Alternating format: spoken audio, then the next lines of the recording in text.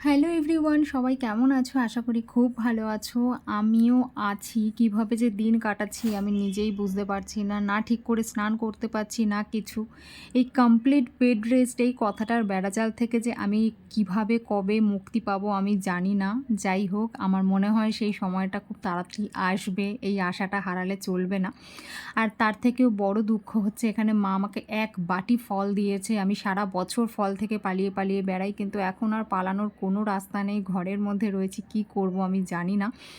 ফল খেতে গেলে আমার যত টালবাহানা শুরু হয়, এখানে দেখো আমি ঘুমের অভিনয় করছি। সত্যি কথা বলতে আমার একদম ঘুম পায়নি। একটু ঝিমাচ্ছিলাম, কিন্তু আমার মা আমাকে একবারও বলল না যে ফলটা খেতে হবে না, তুই ঘুমিয়ে পড়। বরং বলল যে ফলটা খেয়ে তারপরে ঘুমা। তোমাদেরও কি আমার মতন ফল দেখলেই বা ফল খেতে গেলেই গায়ে জ্বর আসে? তাহলে আমাকে কমেন্ট করে জানাতে ভুলো না কিন্তু। সুস্থ হয়ে খুব তাড়াতাড়ি ফিরে আসছি আবার স্বাভাবিকভাবে ভিডিও নিয়ে।